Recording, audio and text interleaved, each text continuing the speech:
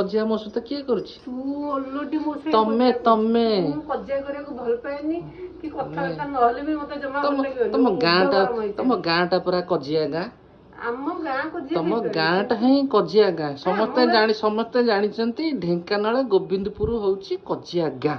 ଆମ ଗାଁଟା ତ ଭଲ ଗାଁ ନୁହେଁ, ହଁ। ମୁଁ ତ ଜାଣିଛି। ଆଉ ତମେ କୋଉଠୁ ଭଲ ହବ? ନା ନା ନା ନା, ମୁଁ ତା ତମ ଭିତରେ ଗାଁ ଭଲ। ମାଟି ଯୋଉଠି ଖରାପ, ଆଉ ତମେ କୋଉଠୁ ଭଲ ହବ? ସେମିତି କହିପାରିବିନି। ଆମ ଗାଁରୁ ଯେତେକ ଝିଅ ତମ ଗାଁକୁ ଆଇଛନ୍ତି ସବୁ ଭଲ। କେହି ଆଗେ ଖରାପ ଆରମ୍ଭ କରିବ କଜିଆ ତମେ, ହୁଁ। କିନ୍ତୁ ଭୁଲ ଦବ ସାମ୍ନା ଲୋକଙ୍କୁ। ନା ନା ନା, ମୁଁ କଜିଆ କରିନି କି ଖାଲି ଭୁଲ ବାପା ଦେବି। ବୋଲି ସମ୍ଭାଳୁଛନ୍ତି, ତା ବୋଲି କଣ ମୁଁ ସମ୍ଭାଳି ଯିବି? ବାପାଙ୍କ ସାଙ୍ଗେ ମୁଁ କଳି ଲଗୁଛି, ଆଉ ତୁ ଦେଖିଛୁ? ଆଉ ମୁଁ ଦେଖୁନି ଆଉ କଣ? ଦେଖିଆ ମୋ କାନକୁ ବା ଡେଲି ଶୁଭୁଛି। କଣ ଶୁଭୁଛି? ଯୋଉ ଟଣା ଉଟରା ହଉଛ ମୋ କାନକୁ ସବୁ କଥାଗୁରା ଶୁଭୁନି? କିଛି ମୁଁ ବାପାଙ୍କ ସାଙ୍ଗେ ଟଣା ଓଟରା ହୁଏନି। ତମେ କଣ ଭାବିଦେଲ ମୁଁ ବାପା ନଇଁ ଯିବି ତମ ଆଗରେ? ମୋ ବୋପା ଲୋ। ଏ ପୁଷ୍ପା ଝୁକେଗା ନେଇ ସାଲା। ହଁ, କେବେ ବି ନଇବିନି ମୁଁ। ଆଉ ତାହେଲେ ନଇବ କିଏ? ମୁଁ? ତମେ।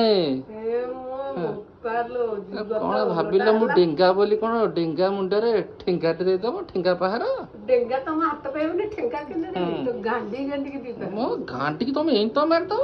ଆଉ ମାରିବି। ରୁହ ରୁହ, ରୁହ। ଦେଖେଇଦେବି ମୋର ହଉ ହଉ। ମୋ ବେଙ୍ଗଖିଆ ପାଟି ତମକୁ ଦେଖେଇଦେବି। ରୁହ। ମୋ ସାପକିଆ ପାଟି ତତେ ଦେଖେଇବି।